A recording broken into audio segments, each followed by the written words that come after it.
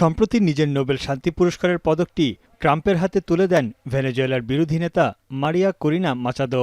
ভেনেজুয়েলার স্বাধীনতার জন্য ট্রাম্পের উদ্যোগ হিসেবে এই পুরস্কার দিয়েছেন বলে জানান তিনি। নোবেল পদক পেয়ে মাচাদোর প্রতি কৃতজ্ঞতা জানিয়ে সামাজিক যোগাযোগ মাধ্যমের পোস্টে ট্রাম্প লেখেন, পারস্পরিক শ্রদ্ধার অনন্য নিদর্শন এই উপহার।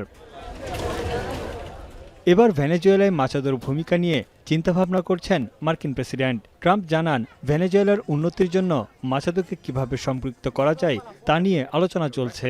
এ বিষয়ে কারাবন্দী মাদুরোর সঙ্গে আলোচনার কোনো প্রয়োজন নেই। I'm loving Venezuela.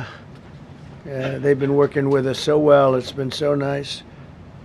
And an unbelievably nice woman also did a very incredible thing, as you know, a few days ago. আপনাকেই বলছি, ইন্স্যুরেন্স করলে সিটিতে সুরক্ষা পাবেন নিশ্চিত। এরই মধ্যে যুক্তরাষ্ট্রের ক্যাপিটল হিলে মার্কিন প্রতিনিধি পরিষদের 2 সদস্যের সঙ্গে সাক্ষাৎ করেছেন Machado.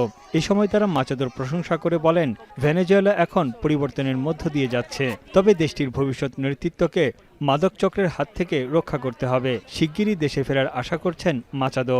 I hope to meet with the Venezuelan diaspora in several parts of the United States and the world, but my main objective is to return to Venezuela as soon as possible.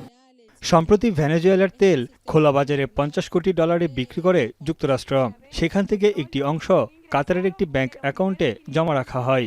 তেল বিক্রির $30 কোটি পাওয়ার বিষয়টি নিশ্চিত করেছেন ভেনেজুয়েলার অন্তর্বর্তী president Delcy Rodriguez. Han ingresado 300 millones.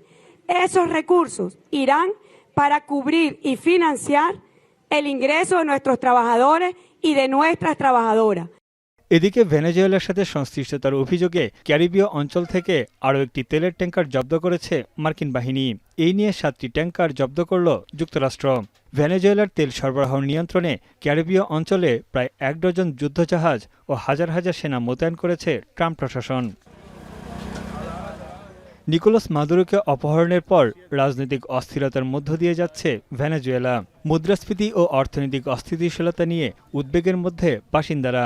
নতুন রাজনৈতিক নেতৃত্ব নিয়েও খুব একটা আশাবাদী না তারা। এদিকে লাতিন অঞ্চলে চলমান অস্থিরতার মধ্যেই কিউবা সফরে গেছেন রাশিয়ার স্বরাষ্ট্রমন্ত্রী। এ সময় কিউবার সাবেক প্রেসিডেন্ট রাউল কাস্ট্রোর সঙ্গে সাক্ষাৎ করেন। পরে দেশটির প্রেসিডেন্ট দিয়াস ক্যানেলের সঙ্গেও বৈঠক করেন রুশ স্বরাষ্ট্রমন্ত্রী।